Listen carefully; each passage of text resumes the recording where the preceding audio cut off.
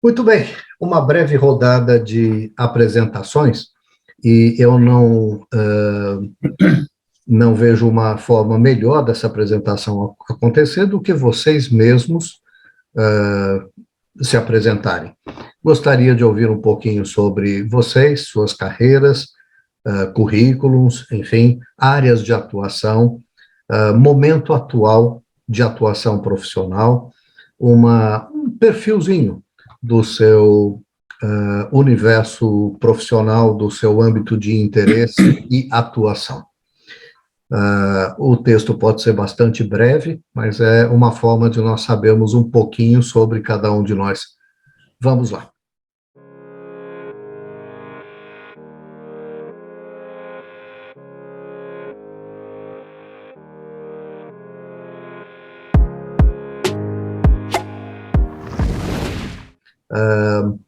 Roberto, você... Então, vamos lá, eu estreio.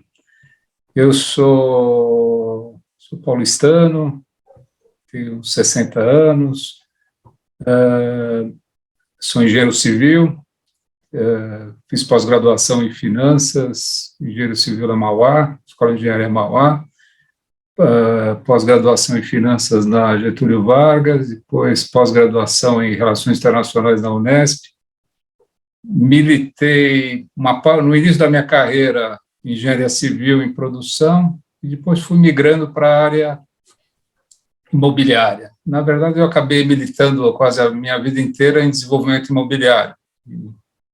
E no início no desenvolvimento de projetos, na parte comercial, e há uns 15, 20 anos na área financeira. E eu hoje sou diretor financeiro de uma incorporadora aqui em São Paulo, que desenvolve projetos residenciais, desenvolve projetos de urbanismo, projetos corporativos para B2B. Em resumo, é isso. Muito bem. E claro que qualquer coisa que vocês digam será um resumo, porque eu que pude conhecer vários de vocês um pouco mais de perto, sei da riqueza de seus históricos. Luizinho, sorta lá. Boa tarde, boa noite, né, para os funcionários aí que estão... eu sou um carioca de 60 anos, que mora em São Paulo há 27, né? Como todo mercado financeiro veio para São Paulo, e eu me lembro logo que eu mudei, foi muito engraçado, né? Eu fiz aniversário, tinham 40 pessoas na minha casa. Falei, pô, tá vendo, Guida? A gente conhece todo mundo em São Paulo. Eu falei, Luiz, toca aqui, né? Que a cariocada toda veio, né, para o mercado financeiro. Minha área de atuação sempre foi marketing e produtos, né? Estudei biologia, mas já no finzinho fui trabalhar no Banco Nacional, né? O Banco da Ayrton Senna, que já acabou também, virou um banco que virou Itaú, né? De lá eu trabalhei no lançamento, né? No startup de uma puta companhia, que hoje é a Cielo, né? Que era a VisaNet na época. Eu fui o segundo funcionário contratado, né? Contrataram o cara que comprava as mesas e aquela loucura, né? De você fazer um lançamento de um negócio que é negócio de bilhões já. Fiquei lá, de lá eu fui para a Visa, né? Que é a bandeira de cartões de crédito, fiquei por algum tempo, 5 anos, né? Foi uma fase, né, romântica do mercado de cartões de crédito ainda, era uma coisa engraçada. Vocês terem uma ideia, São Paulo só tinha um supermercado que aceitavam cartões, né? Quando eu estava ainda na Cielo, eu contratei um gerente para posto de gasolina, todo mundo riu de mim, né? Porque só tinham 17 postos de gasolina em São Paulo que aceitavam cartões, né? Porque a gente vinha muito daquela cultura da inflação, e foi o que foi, né? E aí com Visa também, puta, lançamento de cartão de débito, né? Cartão de débito cresceu uma taxa de 600% ao ano durante 10 anos. Né? Foi uma explosão no mercado. Tem uma medida, né, que a gente sempre usava, que é o private consumption, né? Do dinheiro das famílias que eram gastos com cartão. Nessa época era em torno de 2%, hoje é 40%, né? Quer dizer, e pode ainda ser mais, né? Você vê, cheque tem seu espaço, nunca vai acabar, mas é muito difícil, né, passar um cheque. Eu nunca mais passei um, né? E é muito engraçado, só em negócios muito grandes que você não te permite fazer transferência, e assim foi. Saí e lançar, eu fui ser o head de pessoa física de um banco que também acabou, o Banco Santos. Foi uma experiência totalmente diferente, né? Sair de empresas grandes e ir para uma empresa de dono, né? Um bicho doido, né? Que era o Edemar, sem o chip no medo. E foi uma experiência bem legal. Aí teve intervenção do Banco Central. Aí nisso eu abri uma empresa, né? É uma empresa de consultoria nessa área de cartões de crédito. E aí foi duas coisas, né? Bom e ruim. Primeiro que eu entendi como é que funciona esse negócio. Eu achava que ia ser uma grande libertação, né? Você ser empreendedor, ter sua própria coisa. Só que eu foquei a minha empresa para clientes muito grandes. Então, meus clientes eram Mastercard, Sodexo, né? E bancos. E aí você descobre que ser empreendedor desse jeito é muito pior que ser funcionário, né? Porque os caras são teus donos e você tem bando de responsabilidade. Quando veio a crise de 2008, né, todos os nossos programas eram voltados para produtos corporativos, as viagens de negócio acabaram acabando, né, de vez. Aí a gente resolveu fechar a empresa e eu voltei para o mercado como executivo do Citibank, na Credicar como vice-presidente de produtos. Mas já estava, né, essa época foi muito legal, logo no começo, em 2009, porque era aquela restrição de viagens, né, dos gringos.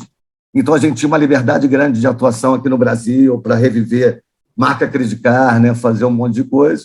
Quando eles voltaram, o negócio foi começando a ficar desgastante, aí eu saí para me juntar a um pequeno grupo que estava fazendo uma startup para cartões pré-pagos, né, contas correntes para pobres. Isso foi em 2013. A ideia era ajudar eles, eles já estavam no fim do desenvolvimento dos programas, a ideia era ajudar eles a lançar no mercado, né, e ser executivo da companhia, e lançamos no mercado, e era uma companhia pequena, né, de 2 pessoas, e para você ter um negócio desse, você quer ter milhões de clientes, esse é o objetivo, né, centenas de milhares e milhões, não dá para ser uma companhia tão restrita, né, com restrição de capital. E a ideia foi procurar sócios, né, para esse negócio. A gente queria um sócio que tivesse sinergia. O Banco Santander acabou comprando 50% dessa companhia, né? Nós nos integramos ao Santander, foi muito legal, principalmente na área de folha de pagamento para pobre, enfim, de produtos, né, para o entry-level, né? E é que eu sempre brinco, é um produto para pobre ou duro, né? Que é tudo uma questão de perspectiva. Os dois não têm dinheiro, mas um tem perspectiva e o outro não. Aí, 1 ano e meio depois, Santander antecipou a compra, comprou 100% disso.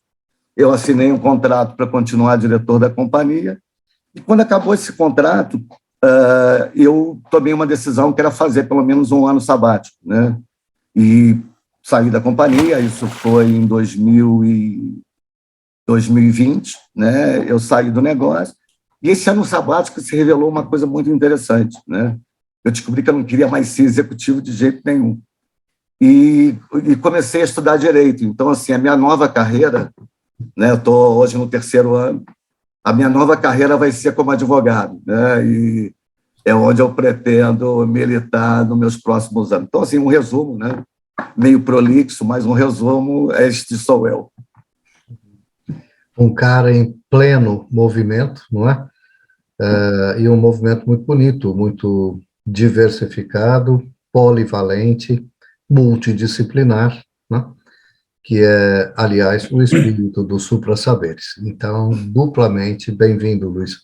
Obrigado, Alberto. Conheci o Luiz num período de férias. Como é que se chama lá, Luiz? Aquele lugar maravilhoso? Cantinho de Férias em Visconde de Mauá. Né? Cantinho de Férias, em Visconde de Mauá. Pois é. Nunca mais nos perdemos, graças a Deus. Bom. Quem é o senhor Marcelo Conte? Boa tarde a todos, boa noite. Obrigado, Alberto, pelo convite. Um prazer estar aqui com você e com os demais.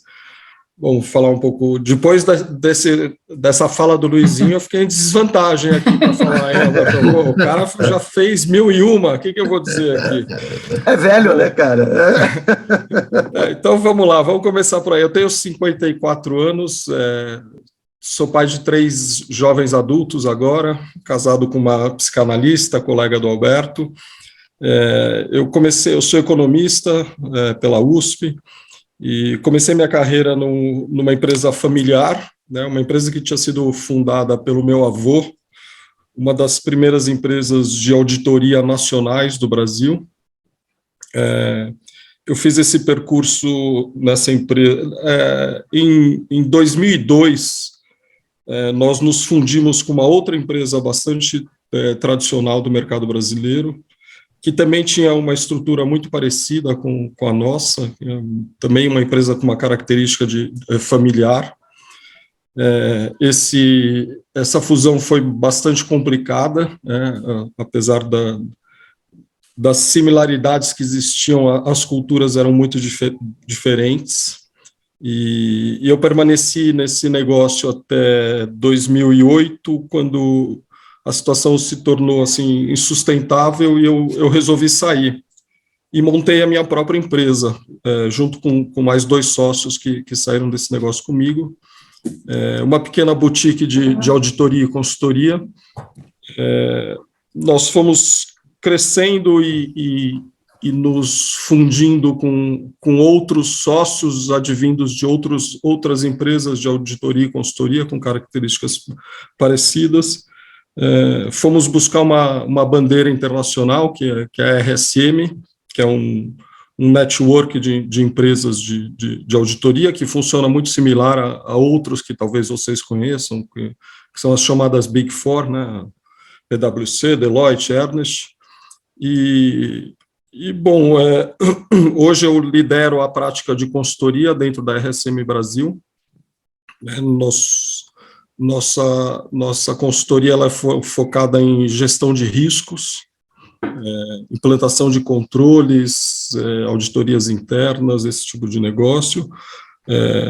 Como um todo, hoje nós somos uma empresa aqui no Brasil de 1.000 profissionais, com uma gama de serviços completos, assim, de serviços profissionais completos, auditoria, consultoria, impostos, e temos vivido um momento de bastante crescimento nesses últimos anos.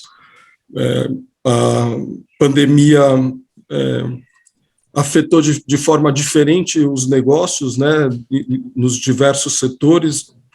Para nós, a pandemia foi, do ponto de vista de crescimento de oportunidades, extremamente positiva. Nós crescemos aí nesses últimos 3 anos 30% em média ao ano, organicamente e também através de alguns movimentos inorgânicos de aquisições de outras empresas. E é isso, hoje a gente está com esse desafio enorme de reter e manter talentos que são, quer dizer, a nossa principal fonte, né, nosso negócio são pessoas, e essa pandemia também veio para complicar um pouquinho mais essa parte aí da gestão das pessoas. É isso aí, um pouquinho da minha história. É muito interessante, porque é um pouquinho aqui, um pouquinho, mas eu há muito tempo não via tantos pouquinhos tão expressivos e significativos. Maravilha, Marcelo. E o Marcelo já trouxe aí uma meia dúzia de palavras no relato dele, que já fazem uma ponte com o tema da nossa conversa, que começa dentro de mais algum tempo. Marco Aurélio Fattori, quem é você, meu? O que tu faz na vida? Então, boa tarde a todo mundo, um prazer muito grande me reunir com vocês essa tarde, quase noite, e aos convidados que logo se juntarão a nós. Eu sou um ribeirão pretano da Gema, e poderia dizer um cidadão do mundo. Na minha formação acadêmica, eu enveredei pelas relações públicas e, na prática, me enrosquei com um monte de engenheiros e trabalhei toda a minha vida com exportação. Tive apenas um emprego numa empresa de Ribeirão Preto, onde eu fiz a gestão de uma área de exportação de máquinas agrícolas, um tema bastante de moda agora, porque a área agrícola ligada talvez ao setor mais pujante do agribusiness brasileiro, que é a cana-de-açúcar e tudo que é derivado dela, quer seja o açúcar, o álcool, o etanol, a energia verde e tantas outras coisas que muito poucos têm ideia de que se trata. E depois dessa passagem por esse único emprego que eu tive, evidentemente que entre outros bicos que a gente fazia para sobreviver, pagar as contas de uma passagem de ônibus ou uma carona de caminhão ou uma, sei lá o quê, uma passagem aérea para ver a namorada no Chile. E então, há 35 anos atrás, fundei uma empresa, que é a Interunion, e essa empresa foi a continuidade de tudo aquilo que eu fiz como empregado, e essa empresa hoje é uma das construtoras, e talvez aquilo que me autorize a dizer qual é a minha verdadeira profissão. Eu acho que, na verdade, eu sou um transformador de sonhos em realidade em diferentes países do mundo, principalmente aqueles mais pobres. Né? Se tornou quase que uma marca registrada da Interunion, trabalhar e desenvolver projetos em toda a América Latina, no Caribe, na África, no Oriente Médio, nos países que eu chamo o circuito da morte, quais sejam Venezuela, Cuba, Sudão, Irã e por aí afora, onde nós temos sido extremamente felizes construindo essas realidades a partir de sonhos.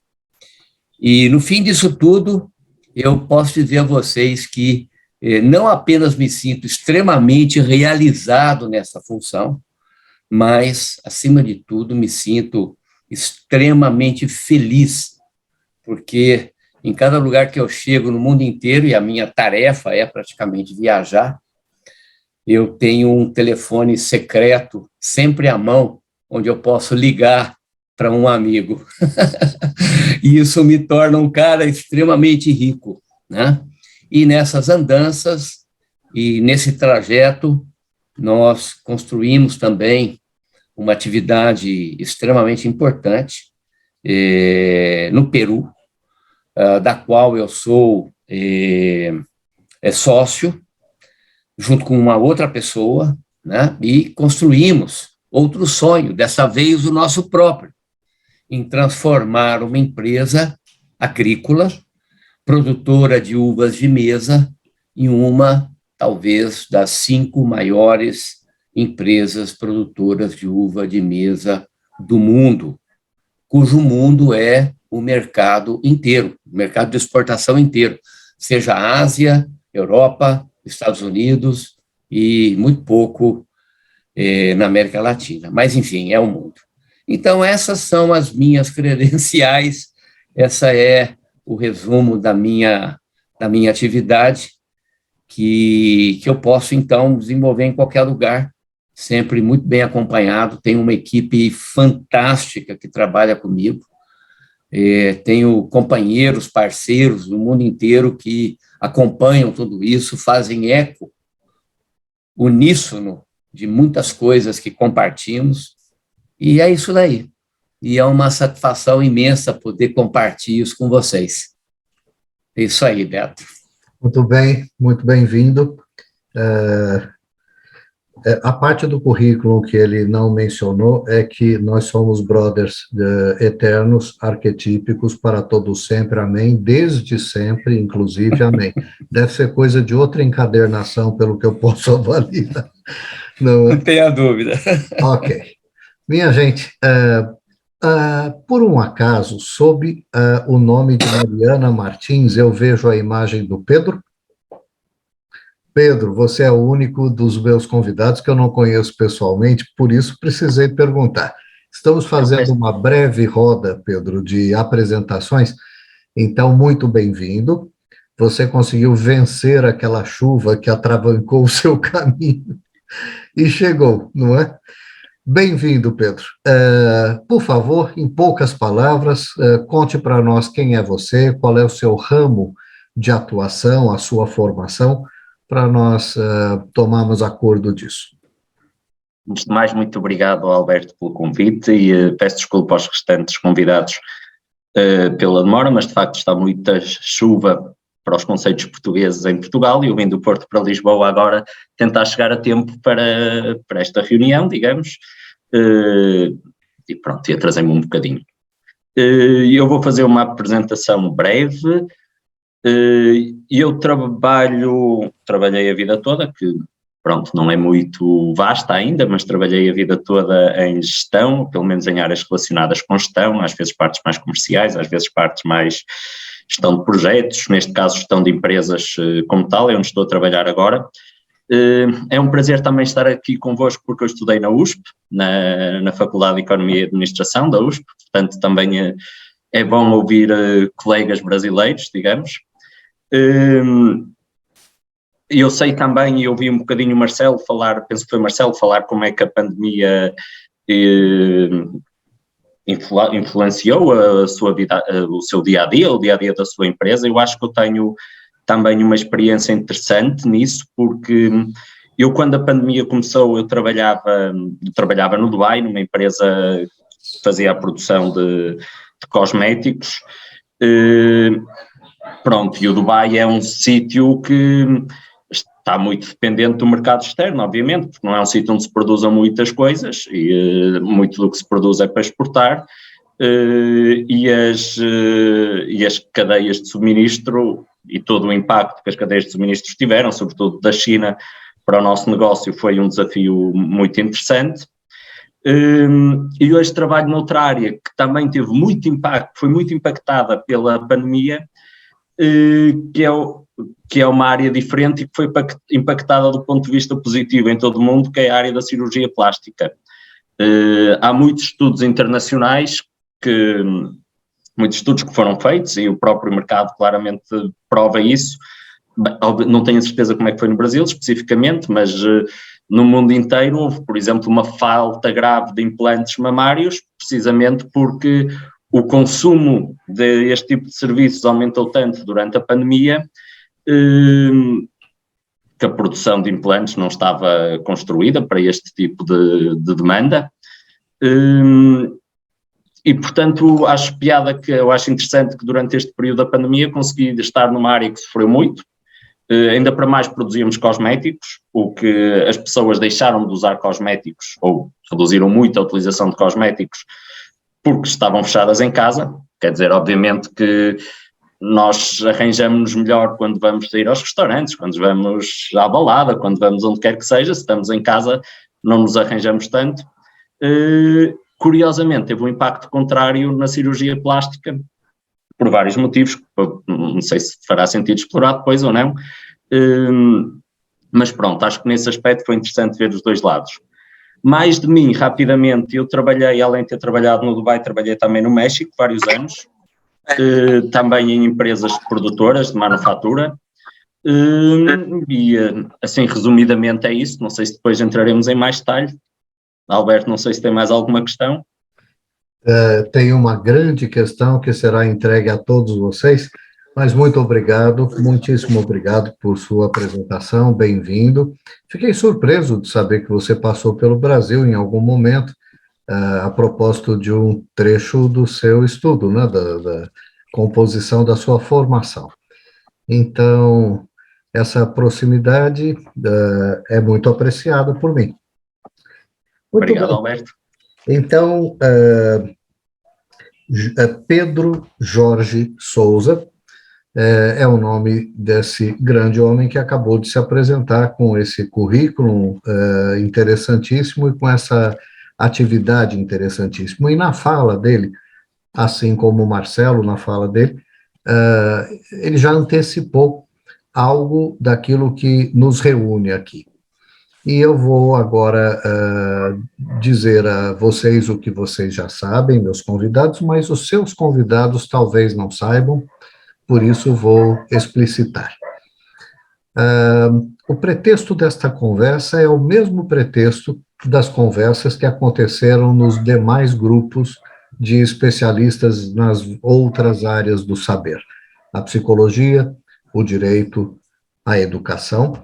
E já prenuncio a vocês que no dia 5 de novembro a gente vai ter o Supra Art, reunindo pessoas do âmbito da arte, as artes, os elementos preciosos da cultura que muitas vezes estão aí para salvar nossas almas, né? A alma de nossas coletividades. A área de produções artísticas merece um aplauso de pé, né? Pela beleza de sustentação que proporciona a nós, população do mundo, né? Mas vamos então ao pretexto dessa conversa. Sim, a pandemia, talvez o mais expressivo fenômeno ao qual estivemos expostos e, de certa forma, ainda estamos. Tomei a 4ª vacina anteontem. Enfim, a pandemia e seus desdobramentos talvez seja um fenômeno de grande expressividade, mas certamente não o único. Uma série de outras coisas eclodem na contemporaneidade, cativando-nos, colocando-nos em situações problemáticas, trazendo para as nossas áreas de atuação desafios, muitas vezes desafios que engendram a evolução, o crescimento, a diversificação de atividades, mas também, para certas áreas, o encrudecimento, a restrição, o empobrecimento, muitas vezes a extinção, né, de áreas de produção que se tornam inviáveis em decorrência dos acontecimentos. Mas eu dizia, além da pandemia e seus desdobramentos, fenômenos os mais variados no mundo todo, alguns que podem ser percebidos como locais, restritos, outros que são percebidos como mundiais, amplos, abrangentes, no âmbito da política, no âmbito da economia, no âmbito das produções culturais, os fenômenos climáticos, né, assustadores, imprevistos, né, quanta coisa aconteceu sem aviso prévio, chuvas aqui e lá, tempestades, o percurso entre São Paulo e Ribeirão Preto atravancado por uma tempestade de granizo que bloqueou a rodovia em Anguera, não é? Para mencionar apenas um fenômeno. Portugal incendiou da metade do país para cima, recentemente, com grandes e dramáticos desdobramentos e consequências.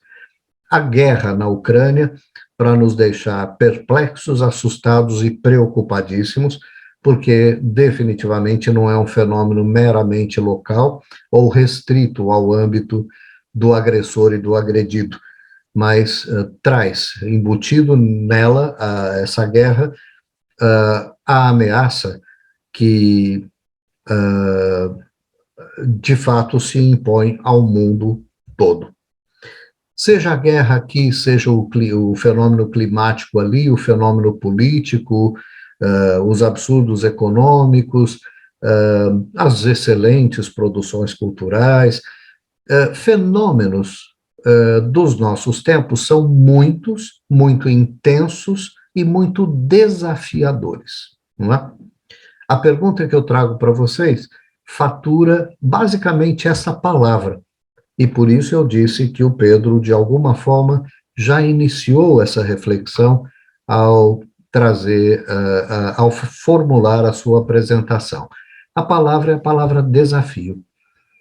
Quais desafios esses fenômenos coletivos trouxeram para a sua área de atuação? Que novas medidas foram necessárias? Quais âmbitos de intervenção foram bloqueados, impedidos, dificultados? Quais foram favorecidos? Não é? Que novas medidas, o que precisou ser inventado, criado, ampliado, diversificado para dar conta das demandas decorrentes de tudo isso que acontece na contemporaneidade. Então, O tempo é a contemporaneidade. A palavra-chave é desafio. Estou muito curioso. Eu que sou da área da psicologia, da educação, desconheço ou conheço precariamente o que se passa no âmbito dos negócios, no âmbito das empresas, no âmbito da implantação de serviços, né? E, por isso, reuni vocês para vocês darem voz a isso. O microfone está em vossas mãos. Quem tiver algo a dizer, por favor, fique à vontade para expressar sua visão, sua perspectiva, suas captações, suas interpretações. A minha pergunta é: o que a especificidade do olhar da sua área de competência capta e com o que se ocupa nesta contemporaneidade? Bom, posso começar eu? Pode. Uma coisa que eu acho, né, que aí começa com a pandemia, quando a gente fala, né, nas principais empresas, né, do jogo empresarial, a pandemia teve um fator muito interessante, né, porque as empresas, principalmente as grandes empresas, elas são muito movimentadas por pelos, entendeu? Onde você tem uma estrutura hierárquica, né? Então as pessoas estão distribuídas por função, de uma certa maneira. E quando você veio na pandemia, isso deu uma horizontalizada, né? E começou a ficar um pouco mais horizontal. Então ficou uma estrutura mais por projeto, que eu acho mais saudável. E era uma coisa que eu sempre tentei implantar, né? Você tem projetos, um grupo de pessoas, esse grupo de pessoas são a autoridade para resolver aquele tipo de coisa. Quando você sai disso, né, que você para de gerenciar pessoas, né, para estar onde elas deveriam estar, e, na verdade, o que você quer que elas façam o que elas deveriam fazer, ou seja, está muito mais voltada para resultado, é uma transformação importante, grande, né? E a gente sentiu muito isso no trabalho remoto, né? O trabalho remoto foi sensacional na minha empresa, na minha área, principalmente. Funcionou muito bem, né, para tudo que fosse organizado. Então, por exemplo, fazer uma reunião de pauta era incrivelmente mais fácil, por incrível que pareça, com todo mundo nos seus computadores, do que até pessoalmente, né? Cada um falava de uma vez, enfim, existia uma participação maior, né? As pessoas tinham que falar, né, de uma certa maneira, né? Igual um pouco dessa sair do mundo católico para o evangélico, né? Que todo mundo tem que falar, né? Tem que se expor e tem que participar. Então, isso foi muito interessante. E qual foi a grande perda nesse negócio de gestão? Para coisas não estruturadas, né? Aquele cantinho do café, aquele momento onde você tem uma ideia que é só uma ideia, não é nada ainda, e você troca com alguém e dali pode nascer alguma coisa interessante. Ninguém marca uma conference para discutir nada, né? Então, sim, funciona muito com projetos estruturados. E aí, Beto, é que eu acho que vai ter, e aí eu vejo uma transformação, principalmente em empresas mais informais, mais jovens, como a agência de propaganda, por exemplo, o meu filho, Jorge, né? Ele é redator publicitário, ele começou no estádio, foi contratado, e ele foi a primeira vez na empresa, isso durante 1 ano e meio, ele foi a primeira vez na empresa uns 6 meses atrás, né? Quer dizer, e funciona muito bem, e agora eles, quando têm coisas para discutir, eles vão à agência, mas, enfim, todo mundo trabalha em casa. Então, essa coisa do trabalho híbrido, né, que é um resumo de você tem o conforto de trabalhar na sua casa, você tem um pouco mais de tempo para você, e o trabalho presencial, eu acho que é muito interessante. E uma coisa, e aí também, que eu acho que aconteceu muito com a pandemia, foi o início, né, hiperestressante, as pessoas falavam a qualquer hora, ninguém tinha muito horário, enfim, isso foi uma coisa que definitivamente aconteceu, até chegar hoje no momento que eu vejo como mais organizado.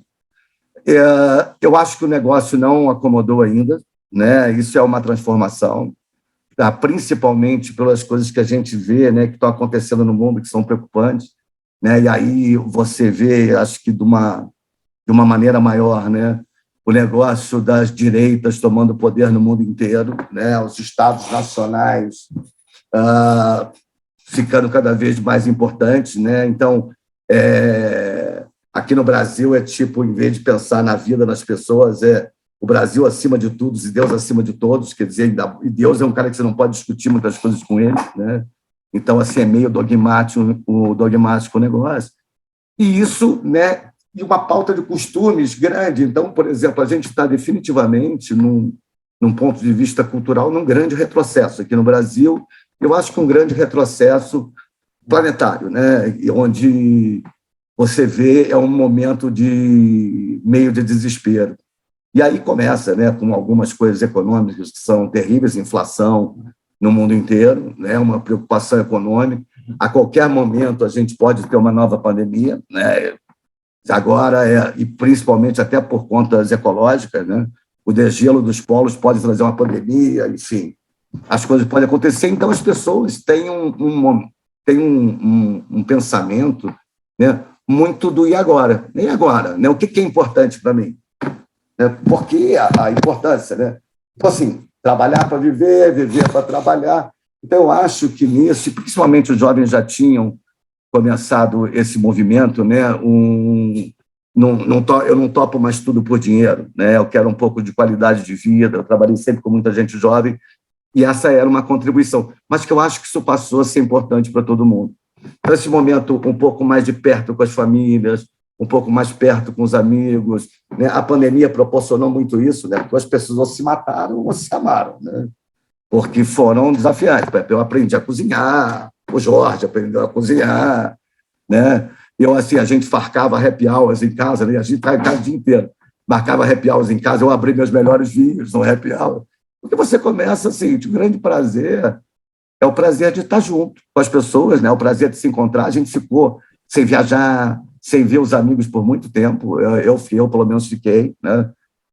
Sei lá, 1 ano e meio, pelo menos. Então, assim, foram momentos difíceis, né? Happy hour por videoconference é chato, né? Não tem... Você tem que estar muito desesperado para falar com alguém, né? Para fazer isso. Mas, então, eu acho que é uma coisa muito interessante, eu acho que é assustadora, né? Do ponto de vista do que nós estamos passando hoje. O negócio não se acomodou. Agora, ao mesmo tempo, eu espero que as pessoas busquem, né? E tenham nesse caminho, buscar no seu coração um pouco da compreensão humana, né? E a gente voltar para coisas importantes agora. É importante agora todo mundo chegar, né? Sim, é o que vai fazer a diferença. Não adianta chegar sozinho, entendeu? Então, um dos colegas estava falando sobre um pouco de gestão, de retenção de talentos. Eu acho que o conhecimento das pessoas e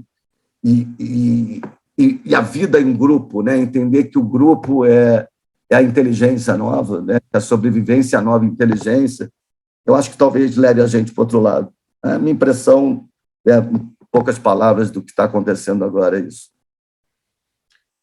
Que bom te ouvir, Luiz. Faz um ultrassom, não apenas da sua área de atuação ou do campo, dos negócios, como também das vidas das pessoas e os bastidores delas. Você praticamente apertou a tecla SAP dos seres humanos com sua fala e trouxe a voz original, ou deu voz aos bastidores dessas vidas.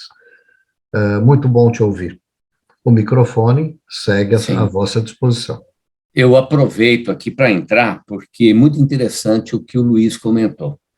E eu traduzo aquilo que eu comparto das experiências do Luiz, onde essa pandemia, na verdade, ela colocou como um grande desafio o verdadeiro exercício da civilidade.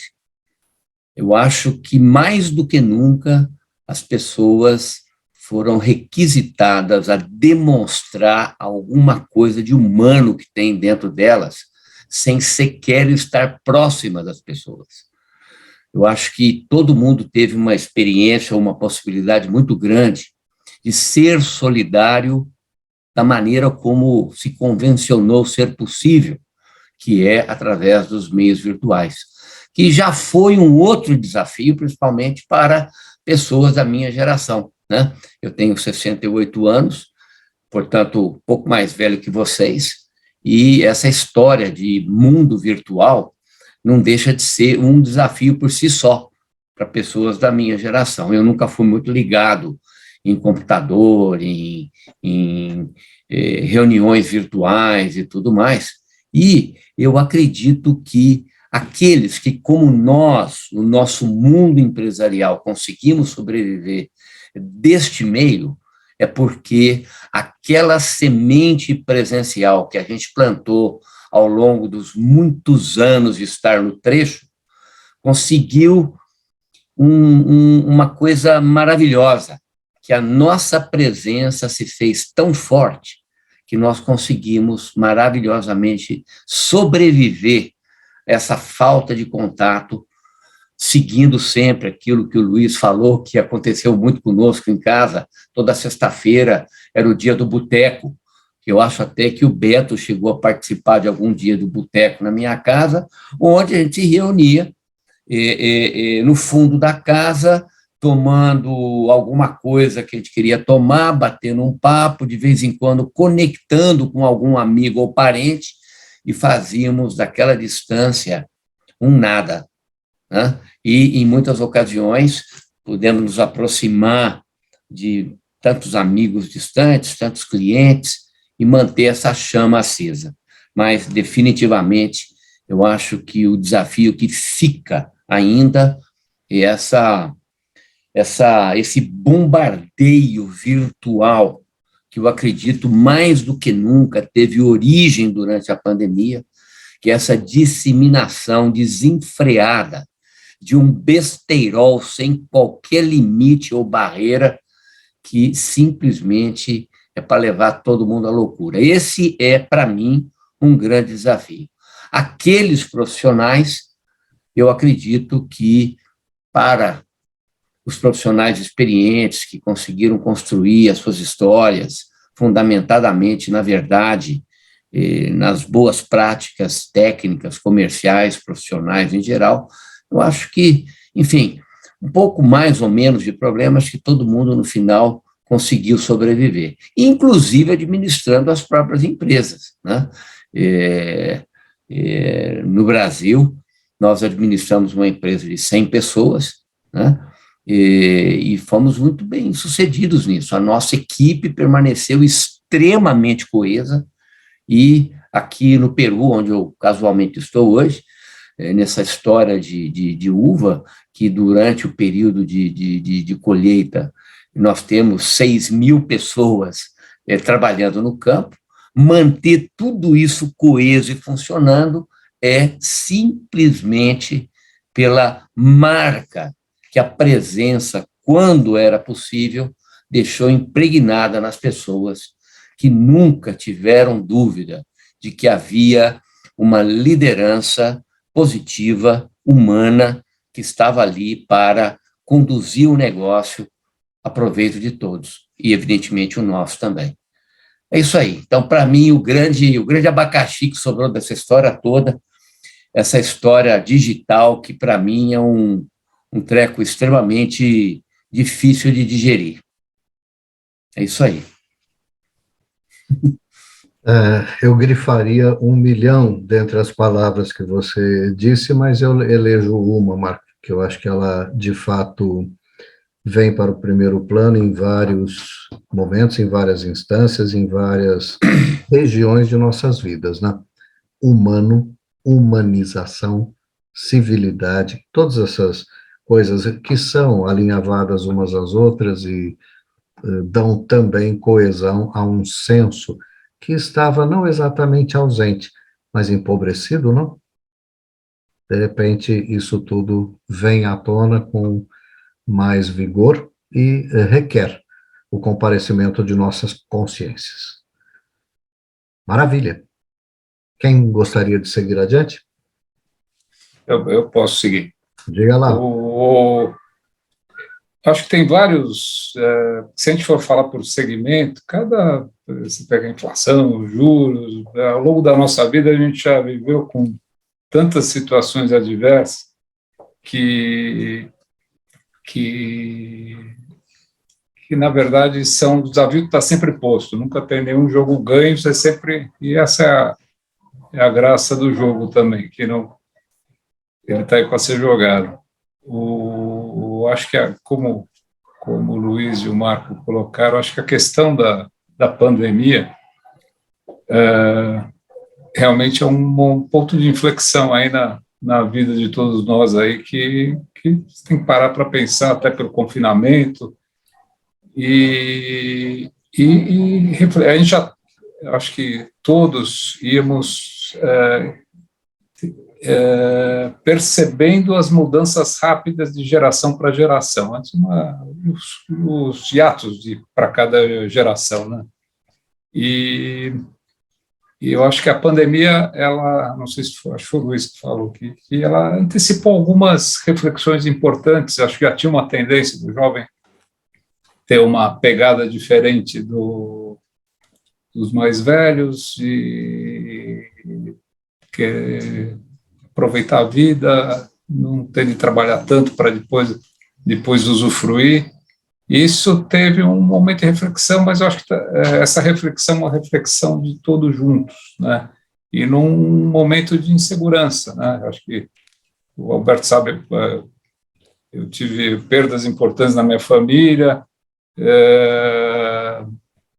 uma situação de todos ficamos fragilizados, né? E eu acho que alguns segmentos não foram, o meu segmento não foi impactado com a pandemia, o imobiliário. As obras continuaram, o juro baixou até, foi bom, todo mundo quis dar uma melhorada nas suas casas, tinha que organizar os espaços para trabalhar em casa, então teve mas eu acho que isso, no fim, é efêmero, não é? Isso passa, como agora o juro está alto, agora ninguém tem isso, a inflação está alta, quebra de cadeia de produção, todas são questões cíclicas aí que se acomodam, né? E eu acho que o que é relevante mesmo, também até a questão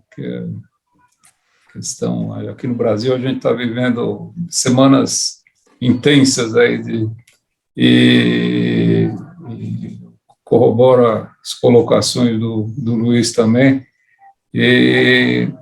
mas eu acho que o que o evento da pandemia traz uma reflexão sobre o que cada um quer da vida e como organizar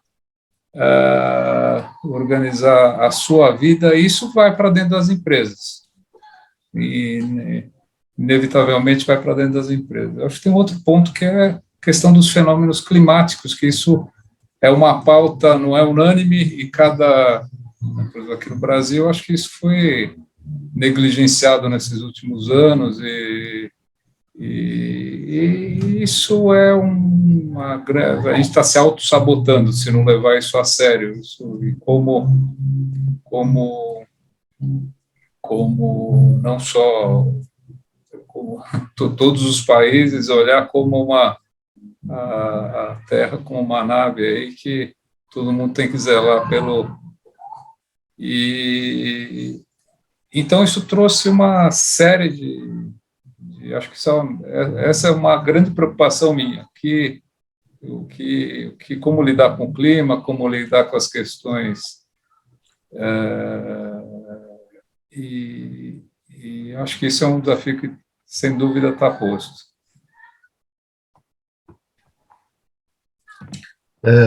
Afinal de contas, ser é ser no mundo com o outro, né?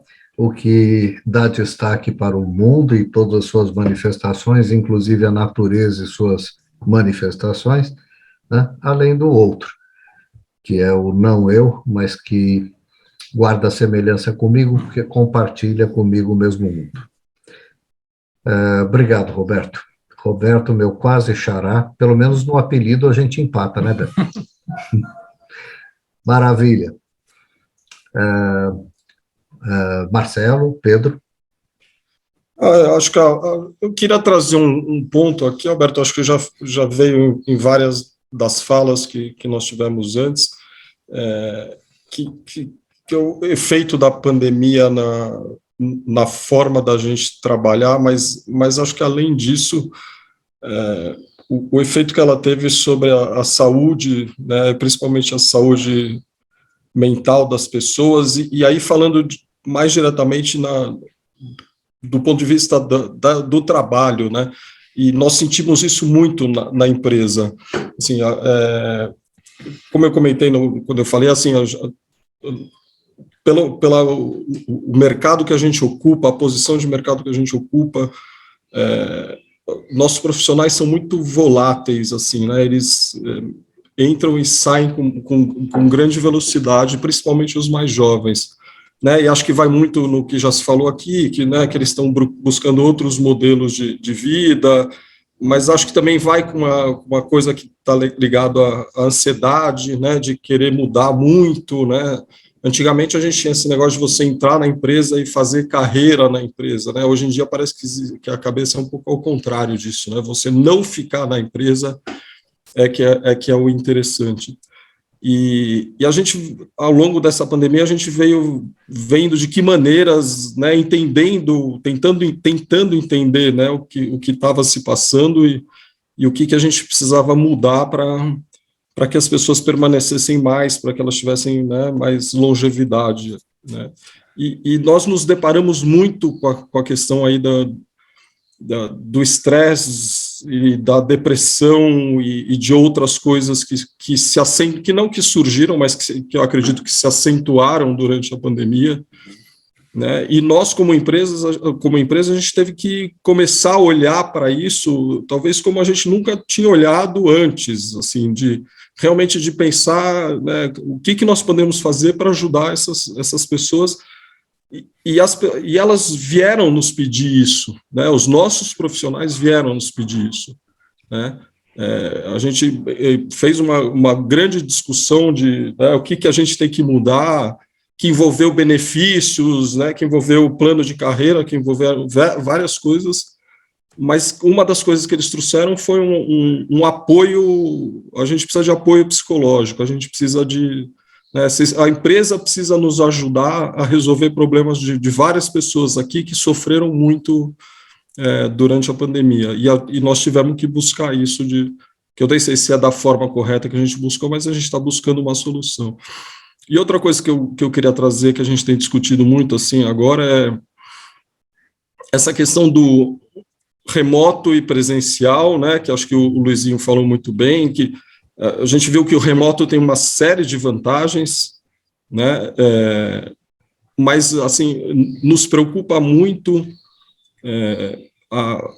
principalmente também para os jovens profissionais e principalmente aqueles que começaram a trabalhar conosco ao longo dessa pandemia, como é difícil você espalhar ou perpetuar a cultura da empresa quando as pessoas estão muito distantes uma da outra, quando não tem a conversa do corredor, quando não tem a conversa do cafezinho. Então, esse também era um ponto que a gente começou a ver que estava dificultando a questão da retenção, né? As pessoas não absorvem a cultura da empresa, elas não se vinculam e elas vão embora muito facilmente. Então, agora a gente tem tentado trabalhar no modelo híbrido, mas cada vez trazendo mais as pessoas um pouco mais para estarem juntas em outros momentos, né? Não só no momento de trabalho, de conviver mais entre elas, de poder conversar, de poder olhar na cara, de poder conversar, sair para almoçar junto, e isso eu acho que também ao longo, assim, com o equilíbrio, né, do remoto, que é muito interessante também, né, principalmente nós que vivemos aqui em São Paulo, né, que a gente sabe quanto tempo a pessoa demora para se locomover nessa cidade, né, o estresse que isso causa e as vantagens que se tem, claro, do online, mas balanceando muito bem. Assim, eu durante a pandemia escutei muita gente falando, eu não preciso mais de espaço físico para minha empresa, eu vou abandonar meus escritórios, todo mundo agora vai trabalhar em casa, e eu acho que o que está se mostrando agora é que o híbrido, o remoto 100%, não sei, na minha visão, não funciona, assim. Nem pensar. Nem pensar, assim. É impossível, né? Eu acho que o balanceamento, encontrar um balanceamento que também minimize um pouco essa questão do excesso do digital, né? Aí que o Marco falou, que eu acho que esse tem sido um grande desafio, né, nessa questão das pessoas na empresa. Perfeito, Marcelo, e eu gostei muito de ouvir o que você enfatizou no âmbito das dificuldades emocionais e a busca de respaldo, referência, assistência, encaminhamento, enfim, à empresa. A empresa foi solicitada nesse âmbito, né? Eu acho que... Como nunca tinha sido antes, eu acredito, assim, Sim, nunca isso Com tinha certeza. acontecido. Imagino. Com certeza. Nunca. Com certeza. Mas isso ficou visível para minha área também, Marcelo. Nunca trabalhei tanto. Nunca trabalhei tanto. Eu tenho um modelo aqui do meu lado, aqui em casa, que eu vi isso também, uma loucura, assim, o que aconteceu com essa profissão de vocês, né, Alberto? O boom que houve, né, nesses últimos anos, uma loucura. Né? Mas para além do habitual na profissão, né, eu devo ter trabalhado algo próximo de 8 horas semanais em trabalho voluntário não remunerado de atendimento ao público, né? Tanto em Portugal quanto no Brasil. Orientação, instrução, norteamento, acolhimento, tudo que você pode pensar e imaginar, mas em especial o que eu percebi, e em conversa com colegas isso é unânime, a necessidade da escuta, sabe? A necessidade da escuta. E, de fato, a intervenção pode ter um valor terapêutico muito precioso em algumas situações, mas no estado em que as pessoas se perceberam, né, no estado a que elas foram remetidas, serem ouvidas era o que de mais terapêutico poderia haver. A solidão, né, experienciada nos estados subjetivos experimentados era de tal ordem, né, que a chance de ter com quem compartilhar, alguém que era acolhedor ao que estava sendo dito, já era, enfim, extremamente, fazia já uma diferença muito grande. E embora penoso, muitas vezes difícil, muitas vezes pesado, foi também um imenso prazer realizar esse trabalho pelo significado social que ele teve. Fico agradecido a você por ter feito menção a isso. Pedro, deixa eu fazer uma pergunta sobre a pergunta para você. Como é que você avalia, como é que você vê a resposta de Portugal à pandemia? Alberto, eu agradeço a pergunta, mas antes queria dizer que estava a ouvir os meus colegas e estou siderado até com o quão de acordo estamos. Ou seja, eu quando penso em todas as implicações que a pandemia teve na minha vida e nas minhas empresas onde eu trabalhei, acho que o resumo foi perfeito. Eu nem sequer consigo acrescentar nada de muito interessante, digamos. Antes de responder à tua pergunta, e desculpa, Alberto, mas ainda assim queria dizer 2 ou 3 questões sobre o que foi falado. Eu acho que nós na pandemia, até agora também aprendemos muito sobre como trabalhar em casa. Eu não sei como é que foi a experiência no Brasil e noutras empresas, mas eu lembro-me que no início, na empresa onde eu trabalhava e no que falava com alguns colegas meus, eu acho que no início as pessoas estavam francamente perdidas sobre como é que se havia trabalhar em casa. Havia aquela história que agora toda a gente trabalha mais porque começa às 8 e acaba, antes a pessoa saía do escritório e parecia que acabava, agora continua até mais tarde. Havia a história de terem muitas reuniões.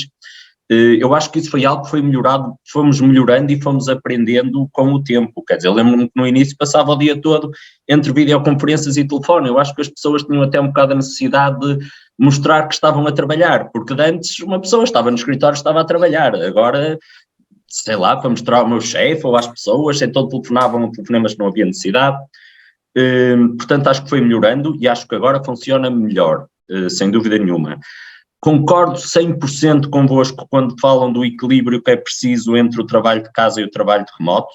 Nós já experimentamos várias alternativas.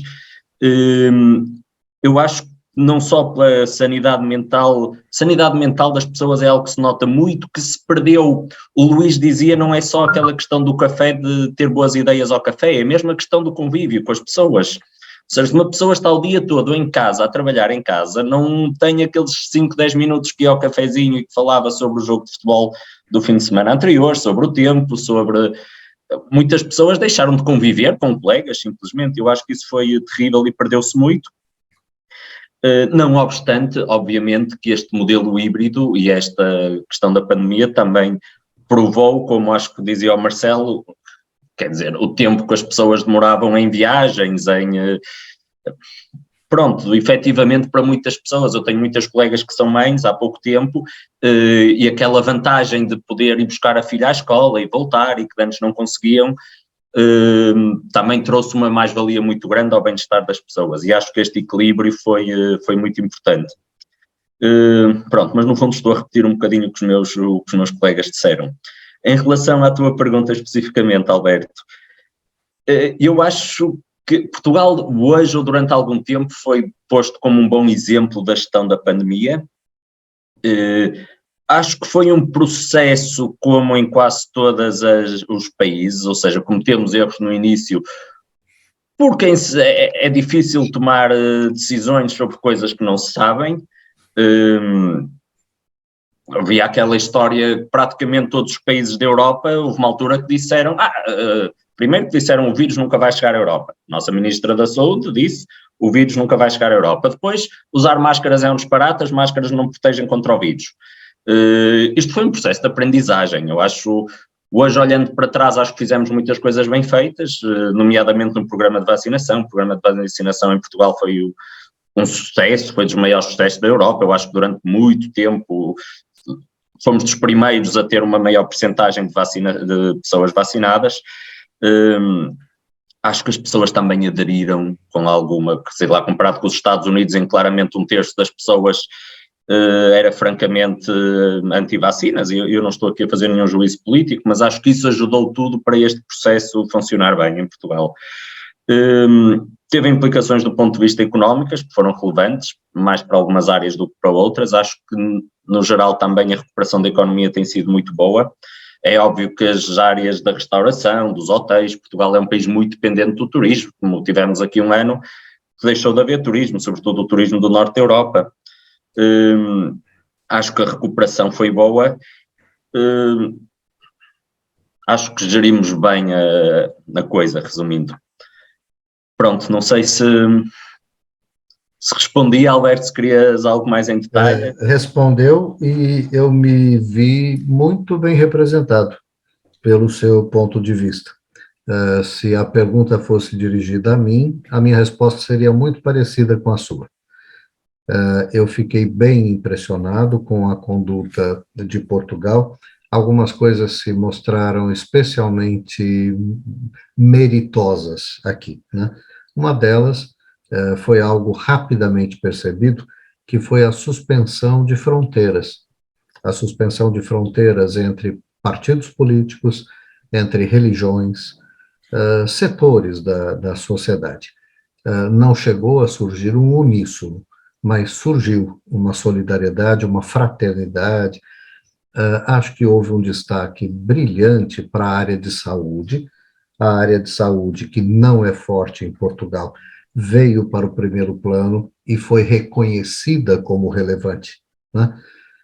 No Brasil, Pedro, você sabe que às vezes a gente tem algumas manifestações, geralmente de protesto, que se chamam panelaços, né?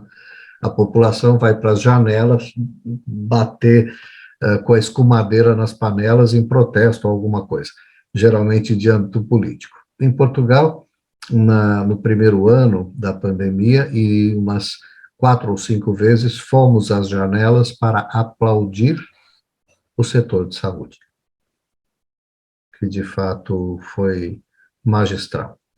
Eu desculpe interromper, Alberto, mas foram 2 pontos muito bem vistos. De facto, nós tivemos em Portugal no primeiro pacote de medidas, que foi severo no início, a oposição toda.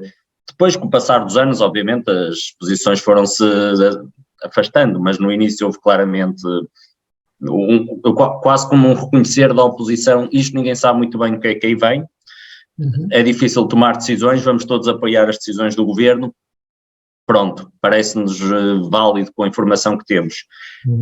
E essa questão que diz é muito importante, Alberto, eu não sei como é que foi, lá está nos outros países, mas uma área que em Portugal sempre foi um bocado, nunca teve o reconhecimento que devia, nomeadamente médicos, enfermeiros, foram postos a um nível quase de heróis durante estes últimos 2 anos pela sociedade. Eu acho que hoje, e ainda bem, é uma classe com muito mais força, porque obviamente precisamos de uma classe médica com força. Sem dúvida alguma, Pedro, é isso mesmo. Ela estava silenciosa, enfraquecida, não vista em seu mérito, e isso tudo sofreu uma reversão extremamente positiva, né? Senhores, a pergunta que eu lancei sobre desafios para sua área de competências e as novidades, as coisas que surgiram, boas ou não boas, eu quero acrescentar ou enfatizar uma faceta da pergunta. O que os senhores percebem como sendo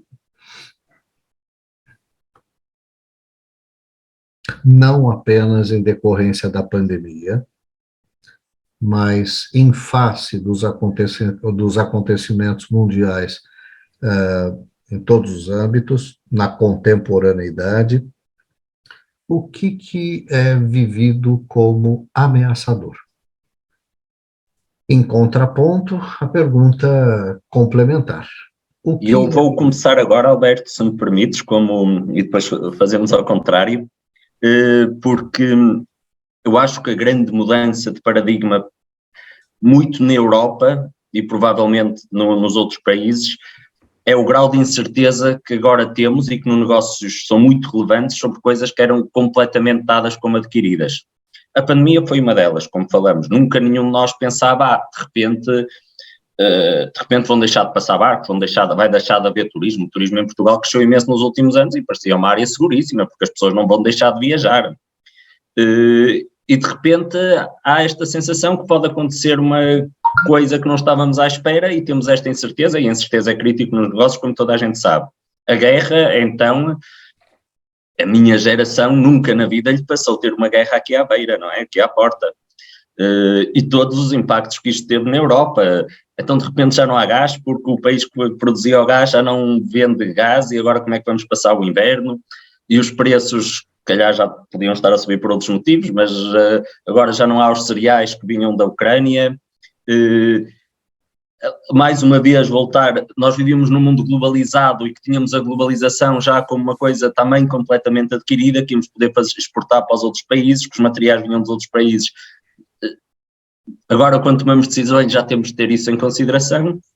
E, por fim, a questão ambiental, que também se falou aqui, que para mim é muito triste um bocadinho o que se passou na Europa, que é, ok, estávamos todos há anos a caminhar no sentido verde, no sentido ecologista, e obviamente por motivos económicos, porque é assim, mais uma vez não estou a fazer juízos de valor, estou só a dizer que é pena. A Alemanha já voltou a ativar as suas fábricas de produção de energia a carvão, todas aquelas questões que para nós não íamos voltar atrás, estávamos a fechar, estávamos a ir para o verde, calma, que agora não havendo energia, vale tudo.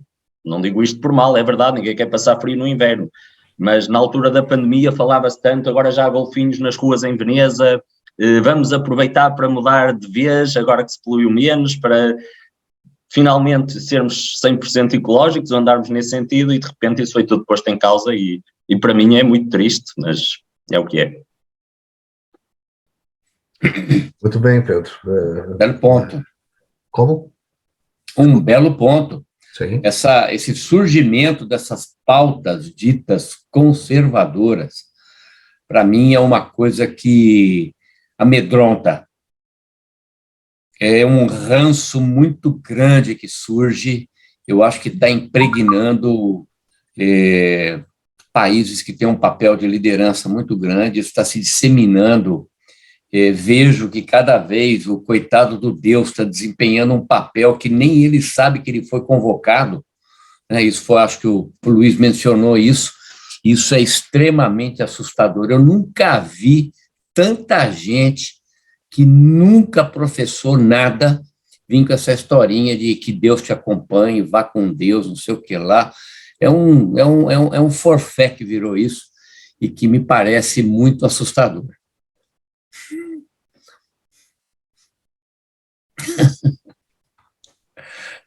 A pergunta que eu lancei e que o Pedro catou no ar e deu conta dela muito bem, segue valendo.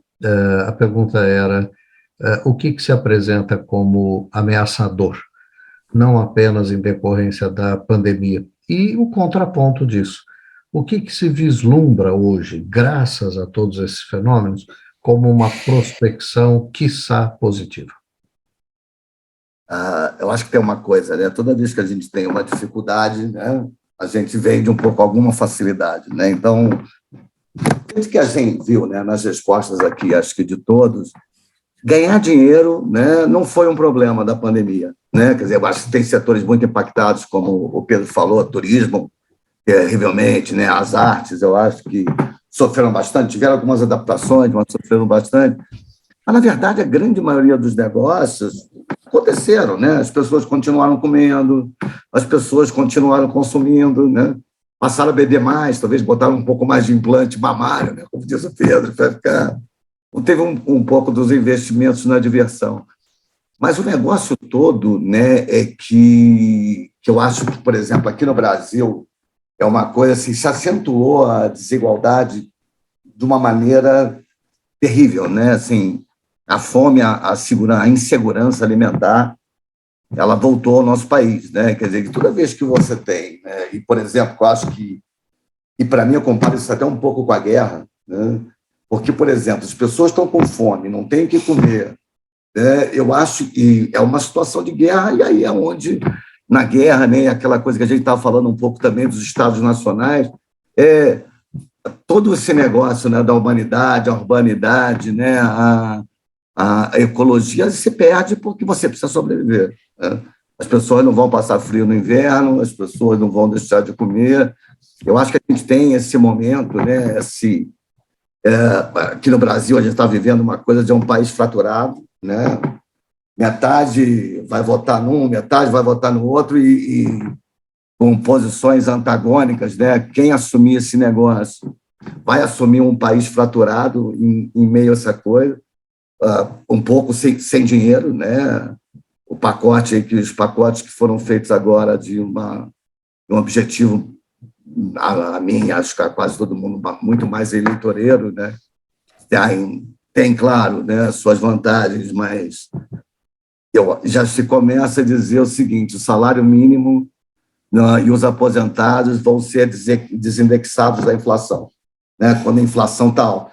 Então é o seguinte: o que ameaça todo mundo é a pobreza agora, entendeu? Acho que essa perda de renda, o excesso de alavancagem, né, que está voltando assustadoramente, né? As pessoas estão muito mais endividadas. Isso é um problema, né? Porque quando o problema todo é uma bolha, né? Como foi, a gente viu, imagina assim, será que a gente está tão distante eu acho que tá? De, por exemplo, o craque da Bolsa Americana ou a crise imobiliária de 2008, quer dizer, são movimentos diferentes. Agora, assim, nós estamos caminhando para mais uma coisa que a gente não sabe, entendeu? Isso então, essa insegurança toda pessoal, eu acho que é a grande ameaça, né? E o que a gente está tentando fazer, eu acho que todo mundo tenta acordar de manhã e fazer, é, de alguma maneira, tentar se manter no mundo mais normal possível, né? Mas não está. Então, assim, eu acho que o grande medo é essa insegurança, entendeu? Aonde você não tem segurança, né? A grande maioria da sociedade ela está passando dificuldades, né? Imagina que você pode ter coisas do Arco da Velha. Nos dias atrás, eu vi de novo um filme que é sensacional, acho que vale a pena compartilhar com vocês, aquele Ovo da Serpente, do Bergman, né? Que é em 1923, quando é criado o Ovo da Serpente, porque é criado todo o modelo, né, que deu origem ao nazismo, né?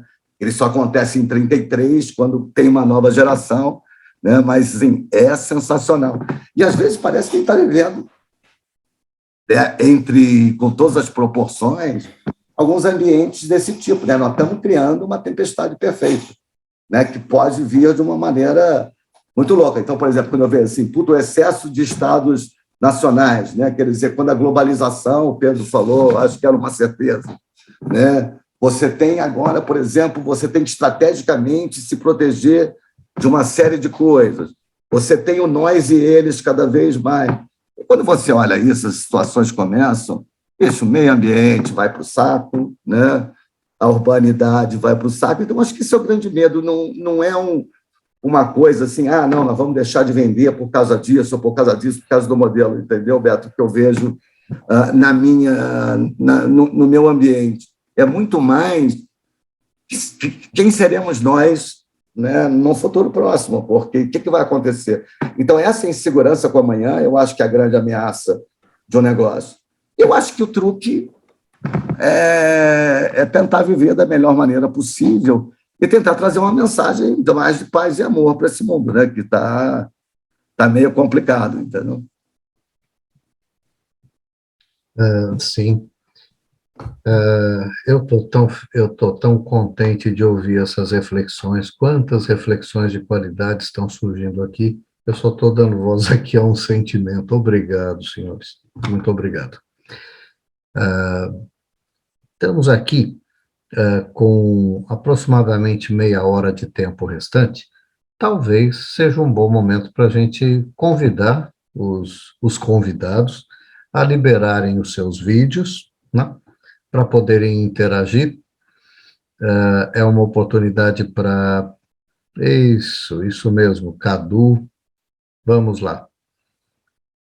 Paulo, Marco Túlio, Santiago, Alberto, alguém que está com iPhone, mas o nome não aparece.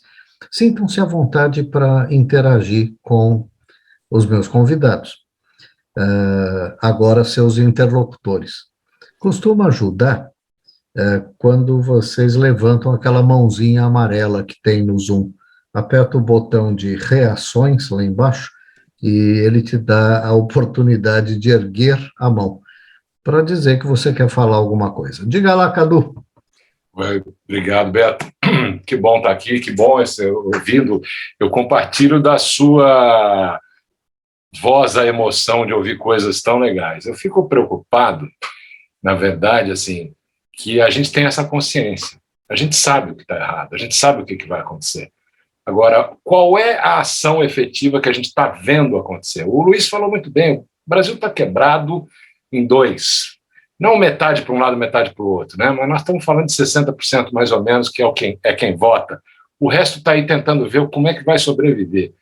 Eu ouvi o Pedro falando também, o Marcelo, sobre a questão das organizações, que é a minha área de atuação, efetivamente, como consultor. Trabalho bastante com cultura organizacional, com liderança e equipes de alta performance, e a gente trabalha e ouve isso tudo que a gente está discutindo aqui, lá nas organizações, lá na ponta, de comitês executivos a chão de fábrica.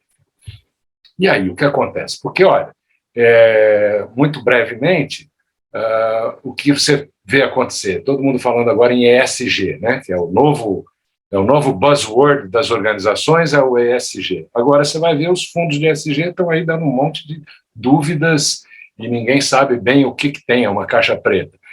Não vamos entrar nesse detalhe, mas o fato é o seguinte, todas as iniciativas que você vê efetivamente acontecerem têm uma agenda oculta, têm segundas intenções.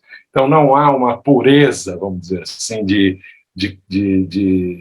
que, olha, nós realmente queremos fazer algo para mudar esse quadro. E é inacreditável que numa terceira década do século XXI você esteja vendo uma guerra na Europa, por exemplo. É uma coisa absolutamente surreal, para dizer o mínimo, incompreensível. Vamos, né, a pandemia, como o Luiz também lembrou, não é a primeira e não será a última, virão outras. Será que não foi um chamado, uma chacoalhada que nós tomamos, um tapa na cara, essa pandemia, para a gente poder olhar de outra forma? Então, o que eu tenho falado dentro do meu pedaço, da minha área de atuação, com alguns CEOs, com alguns líderes de equipes, a minha crença de que é preciso acabar com um processo de visão de comando e controle, que é o que a gente tem oriundo das hierarquias militares. As empresas ainda operam dessa forma, e talvez, Marcelo, por isso as pessoas não fiquem, né? Elas saem por causa do chefe, provavelmente, por causa do ambiente tóxico, não necessariamente por não absorverem a cultura. Isso que a gente tem visto. As pessoas saem porque elas não conseguem mais conviver num lugar onde você vai compartilhar uma opinião e você pode ser punido ou criticado ou ridicularizado. Esse é o papo atual da segurança psicológica dentro das organizações. Quer dizer, passar a abrir mão de uma visão de comando e controle, onde lucro, meta batida, resultado para de ser objetivo final e passa a ser consequência de quê? De um grupo que está ali com uma causa, trabalhando, onde o trabalho não é lucro, meta batida não é o objetivo final, é consequência de algo muito mais amplo. E eu acredito que essa mudança de perspectiva só é possível no ambiente organizacional, que tem os recursos humanos, os recursos financeiros, e hoje você tem muitas empresas, não são poucas, que são maiores que estados. Né? Não vamos nem entrar aí no mérito de o que significa um Google, um Facebook, uma Amazon, etc. Eu acredito que a mudança está na mão das organizações. Eu sou crente nisso, acho. Não vejo mais na mão dos estados. Era isso que eu queria compartilhar rapidamente. Muito oportuno, Cadu. Certamente muito oportuno. Quem quiser comentar o que o Cadu disse ou trazer suas próprias reflexões, por favor, fique à vontade. Eu vejo, né, eu gosto muito das opiniões do Cadu, né, de uma maneira geral, e eu acho, Cadu, que, por exemplo, a gente sempre, de uma certa maneira, né, o mundo capitalista acreditou um pouco que todo o negócio, né, o poder estava na mão das empresas, né? Tanto eu sempre ouvia, né, não importa quem seja o presidente dos Estados Unidos, as grandes corporações é que têm a agenda. Eu acho que, por exemplo, o que a gente aprendeu agora e é o que a gente está vivendo agora nessa pandemia é a força do Estado, né? Eu acho que a gente não tem uma intervenção de Estado tão poderosa, né, e ainda assim global, né? Todos os estados intervieram, né, de uma maneira tão poderosa na vida das pessoas. Então é o seguinte: eu acho que o poder do Estado de interferir, né, de positivo e negativamente é incrível, né? Por exemplo, você hoje, né, você consegue, por exemplo, prejudicar, fechar o Facebook em algum lugar, liberar o Google em outro. Então, assim, eu vejo ainda, né, e aí quando eu vejo uma situação de guerra como nessa na Ucrânia, né, que tem um bando de loucos, né, apertando os botões, eu acho que o negócio passa pelos estados mesmo também, sabe? Muito mais. Eu acho que as organizações, elas têm uma forte influência, né, mas eu vejo, eu já acreditei muito mais nesse ponto das organizações do que eu acredito hoje. Eu acho que principalmente depois desse evento aí da pandemia e do que vem acontecendo no mundo e, cara, e nessa retomada da direita no planeta Terra, que é que a gente entendia como tinha passado por isso, né? Então, é por isso que eu falei das organizações, que é um freio que precisa ser, em algum lugar tem que se reconquistar um equilíbrio. O que você está falando claro. É verdade o que você está falando. Nós estamos a ponto de uma virada sombria. Então, tem que se criar um movimento de neutralidade, entendeu? Então,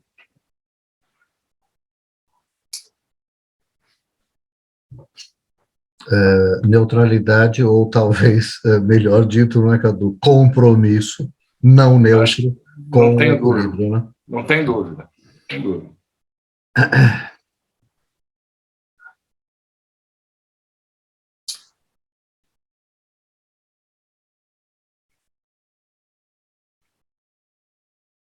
Pois não, Alberto Sá, você tem algo a dizer? Bom, boa noite, senhores. Bem, eu acho que em termos de experiência, eu sou o Júnior aqui nessa turma toda, mas eu só queria assim, dar uma impressão, né? Todo mundo aqui falou um pouco das consequências da pandemia, o Cadu falou um pouco ali de modelo de né, empresas assim, que dão mais autonomia, né, pelo que eu entendi, desculpa se eu tiver entendido errado, para os funcionários. Eu vejo um pouco, a sensação que eu tive na pandemia foi que meio que, a sensação que eu tenho é que meio que cada um por si.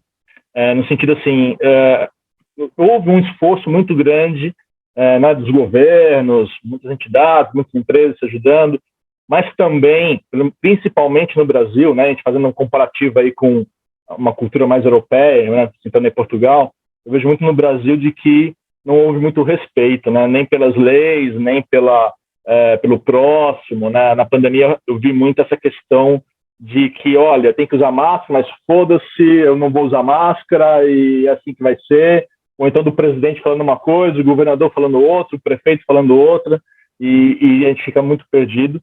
E eu acho que no final, e essa questão que a gente está hoje vivendo no Brasil, de que, assim, né, dois times, né, ou estou no time A ou estou no time B, eu vejo e não tem assim muita conversa, né? Se você está no outro time, eu te corto aqui do meu grupo do WhatsApp, não quero mais falar com você, senão não é meu amigo, enfim. E eu acho que está faltando um pouco a gente entender, né, a opinião divergente da nossa, né? Eu acho que também essa questão do modelo, eu vejo muito a minha área de TI, né, eu vejo muito o pessoal falando assim, se for uma empresa que pede para trabalhar presencial, essa empresa é horrível, não respeita os funcionários, não está nem desculpando os funcionários, é uma empresa do mal. E agora se você fala que, né, não, a empresa permite home office e tal, então, nossa, é o trabalho que eu quero, e é um pouco, acho que talvez do que o Marcelo falou ali, às vezes a dificuldade, né, de reter esses talentos, que o pessoal quer, eu vejo muita gente falando assim, olha, eu quero ser chefe, home office e quero brindes, né, quero aqui o kit lá de onboard ali, muito bacana. Então, eu quero dizer assim, acho que existe mercado, existe assim, a empresa certa para aquele funcionário que quer aquilo, e existe aquele funcionário certo para aquela empresa que tem uma cultura diferente. Então, assim, não tem, na minha opinião, não tem nem certo nem errado. Eu acho que, assim, cada um tem que se encontrar. Às vezes a pessoa não está bem naquela empresa porque o motivo que for, pode ser o chefe, pode ser a cultura, pode ser o modelo de trabalho híbrido ou presencial, vai para uma outra empresa que se adapta melhor, que tem o que você gostaria, mas não precisa criticar aquela empresa porque tem um modelo que você não é o que você está buscando, né? Ou a mesma coisa do funcionário. A empresa não precisa criticar um funcionário que naquele momento da vida dele ele não está disposto a trabalhar presencial, ele quer trabalhar no modelo híbrido, por N razões, acho que é o direito do funcionário. Então acho que cada um tem que se encontrar um pouco aqui e principalmente respeitar a opinião do próximo, mesmo que ela seja contrária à sua, né? Acho que a gente está precisando um pouco respeitar o próximo, acho que era isso.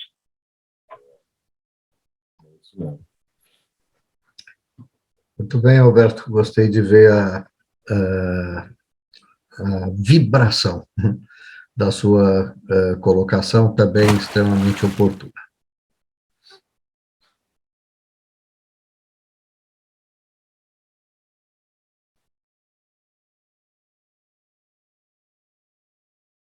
Olha, já que ninguém falou, eu vou falar, tá? Que esse negócio de ficar uns espaços assim, eu não consigo, fico ansioso, então eu vou falar. O Alberto, legal isso que você falou.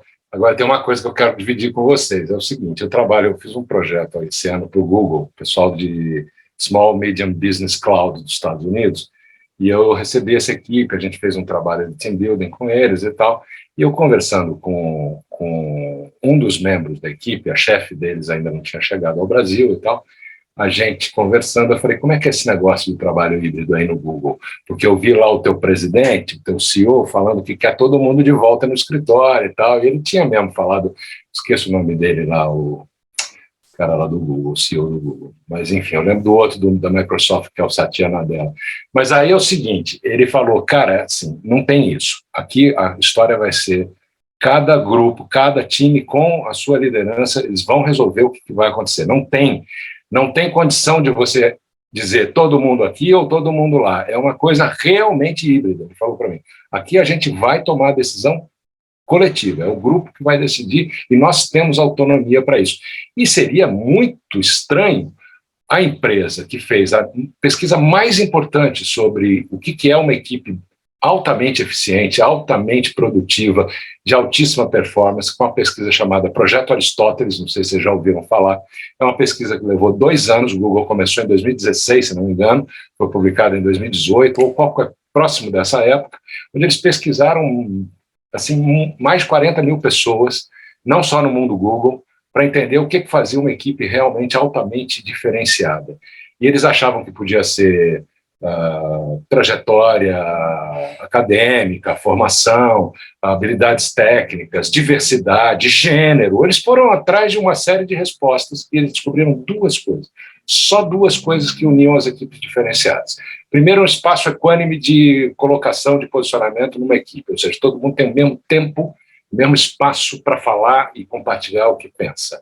E o segundo ponto é uma alta sensibilidade para entender em que tipo de mood, né, como é que está o outro em relação à situação, se está bem, se não está bem. Eles tinham essas 2 coisas vieram. Aí eles aprofundaram a pesquisa. Só para vocês terem uma ideia, o líder da pesquisa foi um cara chamado Charles Duhigg, que todo mundo conhece, que escreveu aquele livrinho da capa amarela, Poder do Hábito. E a outra é uma mulher fantástica chamada Amy Edmondson, que também tem um livro muito bom chamado The Fearless Organization, Organização Sem Medo. Eles conduziram essa pesquisa e eles chegaram à conclusão que tinha a base do processo todo. Não é formação técnica, não é posicionamento, infância, amigos fora do trabalho, nada disso. São as relações que se conectam, que se concentram dentro de um lugar onde você passa a maior parte da tua vida. 70% da nossa vida adulta a gente passa no trabalho. Então, assim, eles entenderam que eram as relações que se criavam e o quanto eu me sinto bem com o outro, o quanto eu posso me expor, opinar, fazer up management, dar feedback para o meu chefe sem ter medo de ser punido. Então, fechando o parênteses rápido aqui, só para dizer o seguinte, legal, não precisamos, lógico, dizer que todo mundo tem que trabalhar remoto, nem que todo mundo tem que trabalhar presencial, mas eu não acredito que seja impossível você ter uma situação onde as equipes decidam trabalhar fora e se encontrar pontualmente e com mais significado. Esses encontros passam a ter mais valor, inclusive, são encontros de conexão. Enfim, fecho o parênteses rápido aqui. Mas é o seguinte, olha, sem fazer uma pesquisa de 2 anos, eu diria exatamente isso, viu? Porque me representa perfeitamente. E tem um negócio que é bem antes eu trabalhava no City, então tinha uma equipe do Diners, eles vieram aqui no Brasil e eles se encontravam 2 vezes por ano só. E essa equipe, assim, eles moravam em 3 estados diferentes, era uma equipe pequena, então assim, cada um morava onde queria. Eles tinham uma relação absolutamente virtual e se encontravam 2 vezes por ano. Era uma equipe super legal, entendeu? Que funcionava, fazia as coisas acontecerem de uma maneira. Mas eu concordo, por exemplo, como eu me senti, você poder, em qualquer ambiente, né? Onde é que você está feliz? Onde você se sente à vontade, né? Você acredita nas pessoas, você confia nelas, você acredita que vai ser ouvido, né? E que não vai ser ridicularizado ou exposto ou qualquer coisa. Pode, inclusive, falar besteira, falar bobagem, pode errar, né? Eu acho que a falta de medo de errar talvez seja um fator, né, de motivação e de que mais faz as companhias acontecerem, né? Não é querer errar, mas a liberdade para errar também, né? A liberdade de testar. Eu acho que isso daí é sensacional esse resultado. Agora, não acho que não precisava de uma pesquisa de 2 anos para chegar aí, né? Tudo bem. Mas você sabe como é que os caras são, né?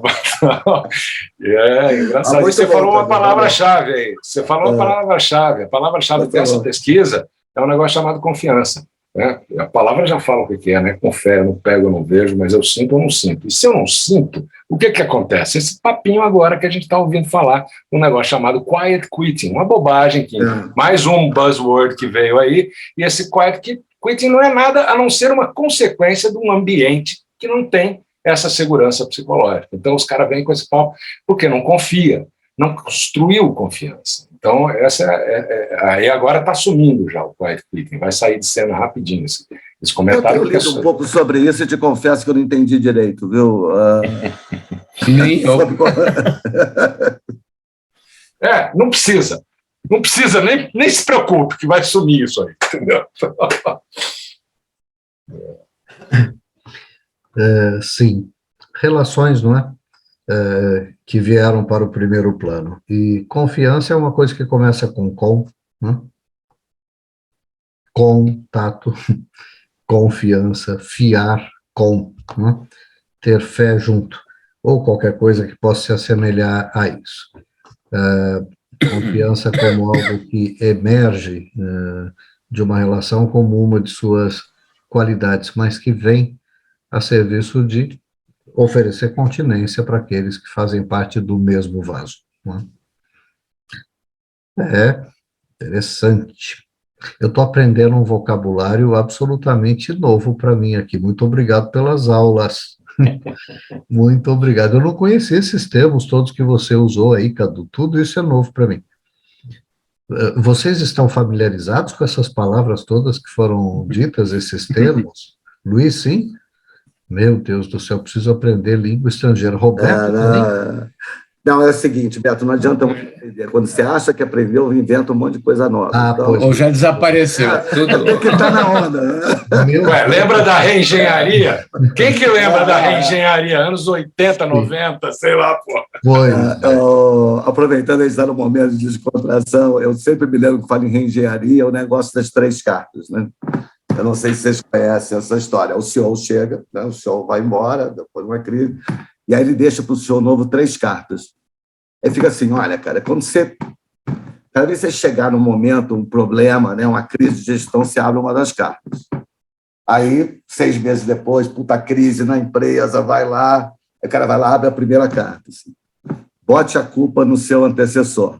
O cara vai lá, resolveu, passou.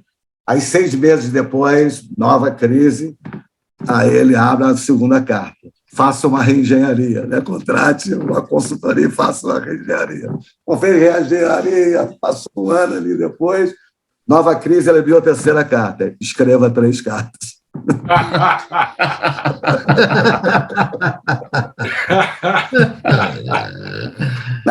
Assim, é tudo novo, mas nada mudou, Betão, né? Sim. É verdade. Muito bom. Ok. Ainda temos um tempinho, senhores. Alguém quer fazer algum cutucão? Levantar uma lebre? Fazer uma indagação? Retomar o anúncio de alguém? Eu posso pegar num tema que o Cadu Lemos levantou, que é um tema também que me preocupa um bocadinho, e gostava de saber a opinião dos meus colegas, que tem a ver com o impacto que as empresas, voltando ao tema que estávamos a falar antes, deste momento mais bem disposto, o impacto que as empresas podem ter em alterar este caminho para onde vamos e este poder, se calhar, excessivo dos governos. Eu concordo com isso, mas, por exemplo, vejo algumas coisas que me preocupam e não sei se estou correto ou não, que é, quando nós vemos, por exemplo, um Twitter, nós sabemos a importância das redes sociais hoje na divulgação de mensagens, sobretudo com as pessoas da minha idade ou mais novas, é fundamental o impacto que essas redes têm e não pode todo ser menosprezado. E, de repente, 2 ou 3 empresas que controlam esse mundo decidem, por exemplo, até vou ser aqui um bocadinho provocante, decidem silenciar o Bolsonaro. O Bolsonaro, de repente, deixa de ter acesso ao Facebook, deixa de ter acesso ao Twitter, ao Instagram, que é tão importante para divulgar a sua mensagem. Isto está correto? Ou seja, é este o tipo de intervenção que nós queremos que as empresas tenham, porque não deixa de ser, obviamente, selecionado com base nos seus entendimentos do que é correto ou do que não é. Isto é uma situação que me preocupa um bocado, preocupou na altura com o Trump nos Estados Unidos, que o Twitter decidiu silenciar o Trump, e eu fiquei, mas isto é justo?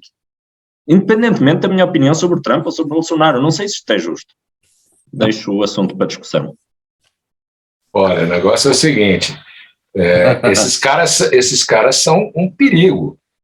Eu sou a favor da regulação nos Estados Unidos de dividir a Amazon, dividir o Facebook, dividir o Google, dividir essa turma em empresas. Não tem outro jeito. Não adianta, porque as pessoas não vão cancelar suas contas, sair de tudo. O que eles criaram foi... tem um cara que era do Google, o Tristan Harris, ele montou uma fundação, inclusive, chamada The Humane Technology Society, o Center for the Humane Technology, Tecnologia Humanizada. Ele saiu do Google porque ele viu o tecido social está se rasgando, está se destruindo, porque esses caras estão determinando caminhos, opiniões, influenciando tudo. Então, é um perigo, por isso que eu mencionei lá atrás isso não é este o tipo de postura que eu imagino uma empresa consciente tendo, sem dúvida nenhuma. E aqui no Brasil, e aí eu jogo a bola para o Luiz, que é o nosso futuro causídico que vai nos defender brevemente aí, que eu quero que ele me diga qual é a opinião dele de um sujeito como o Alexandre Moraes, dizendo que fake news tem que ser censurada. E, para mim, não existe censura de hipótese nenhuma. Não pode haver censura de nada do que se faz. O julgamento é nosso. O que vocês acham disso? Não sei. A minha opinião é o seguinte, eu acho que tudo que é prévio é ruim, né? Por exemplo, como aconteceu, e eu não desgosto do Alexandre de Moraes, tá? Então, meu posicionamento é bastante isento em relação a isso. Eu acho que teve um cometimento de um grande erro, que foi fazer a censura prévia, né? Que, por exemplo, você não pode falar sobre o negócio do Lula, não sei o que lá. Puta, isso é censura. Isso não existe. Agora, o que é correto é você fazer a intervenção pós, né? Falou-se uma mentira, você vai lá, suspende, tarará, vida normal. Mas essa intervenção prévia, eu acho... Apesar isso é um perigo. Eu estou falando, nós estamos aqui atravessando uma crosta de gelo fino. Apesar de ser uma coisa, por exemplo, que o Bolsonaro, a equipe dele são terríveis, né? Essa é uma coisa ruim. Mas a gente abrir mão de uma cláusula pétrea da nossa vida, né, que é a liberdade, para censurar isso, eu acho que não vale a pena, entendeu? E aí, você não é Pedro, por aí. Eu acho que tem que seguir. A justiça tem que ser provocada, bicho, ela tem que reagir, entendeu? Mas tem que ter regra e as regras têm que ser seguidas, né? Isso, exato. Exatamente. Agora, o que nós estamos falando é de direito, de falar. O sujeito põe um post eu qualquer. Eu não posso falar... eu não sei se é verdade ou não, mas eu não posso impedi-lo de fazer isso, entendeu? Esse é o ponto. Então, toda a conversa, a discussão que teve com a Jovem Pan foi mais ou menos essa, né? Eles impediram a Jovem Pan de falar futuramente de um determinado assunto. Eu não sei se foi bem isso, entendeu? Mas, pelo que eu entendi, é isso. E é isso, eu acho que isso é censura, não tem dúvida nenhuma. Aí, Pedro, só para amarrar, para não ficar no ar o Pedro aqui com a resposta das empresas, eu joguei essa história, por quê? Porque isso tudo foi causado por esse desregulamento ou desregulação de que eu tenho um número tão grande de pessoas que precisam da minha plataforma e usam a minha plataforma para se manifestar, que eu consigo manipular.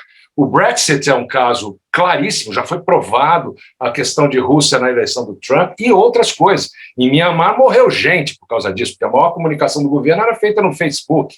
Enfim, mas não é esse o ponto. O ponto é que se não houvesse uma empresa que tivesse esse drive, se eles não tivessem crescido tanto dessa forma, tão absurda, você não teria necessariamente que intervir agora. Porque qual era a origem de uma empresa de rede social? Era conectar as pessoas. Imagina a gente hoje podendo ter toda essa troca de informação que nós temos, estamos aqui falando numa plataforma, no meio da internet, etc. e tal, mas de uma forma que não fosse manipulada, que fosse legítima. O problema é que a gente sabe que tudo que é novo, toda nova fronteira atrai todo tipo de gente, né? Então, esse aqui é o problema. Muito bem. Pedro, depois de ouvir essas apreciações, você gostaria de retomar a sua perspectiva na lebre que você mesmo levantou? Não, eu acho que o Cadu pôs num tema muito bom, que de facto tem que ser feita alguma coisa sobre o poder, se calhar, que estas empresas têm, porque, como diz, já não há volta a dar, as pessoas não vão deixar de utilizar. Mas depois também o Marco levantou uma questão que é certo, tem que ter regras. E é aí que entra um bocadinho o meu problema, eu também acho que tem que ter regras, mas quais é que são as regras? O que é permitido, o que é que não é? Dizer que a vacina para o Covid não funciona, é permitido? E de facto voltamos à ideia do, ok, então esta pessoa já disse 3 ou 4 disparates, agora silencia-me-la de vez?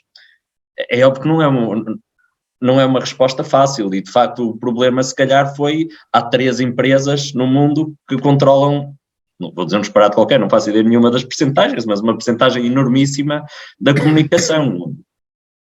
Estamos aí um bocadinho...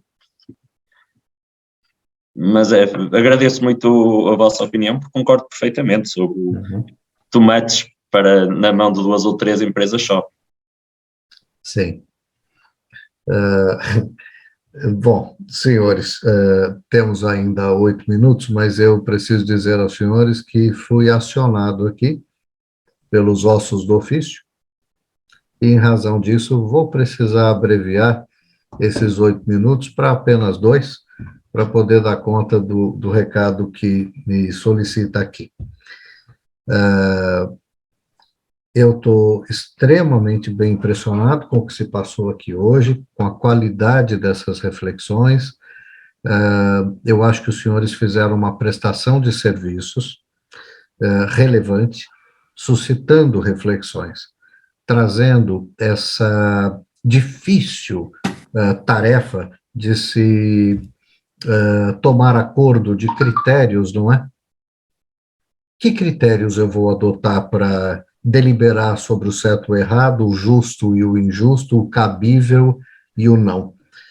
A presunção, né, contida na crença de que pode haver uma forma única de pasteurizar a realidade, a verdade e a justiça, né? Enfim, muitíssimo obrigado a cada um e a todos por suas participações, pela liberdade que tiveram de dar voz aos seus pensamentos, sentimentos, avaliações. Foi uma situação, foi um encontro de fato precioso, e a qualquer momento, faltando 1 minuto para o fim, ou exatamente, pontualmente, no horário combinado, seria necessariamente uma interrupção, não uma conclusão. E é sempre bom a gente ficar, depois de um encontro como esse, com aquele famoso gostinho de quero mais, né? Eu tive a honra de apresentar uns dos senhores aos outros, dos senhores que agora então se conhecem e que provavelmente vão querer seguir adiante com essa prosa. Por que não? Mas o fato dela ter acontecido aqui publicamente, eu acho que é uma intervenção de muito significado, de muita relevância. E por isso, agradeço aos senhores. Boa noite, até breve. Mas, Alberto, obrigado, Alberto. Beleza, um abraço a todos aí. Obrigado, Alberto. Muito obrigado. Obrigado, gente. Tchau, tchau para vocês. Boa noite, bom descanso. Tchau, tchau.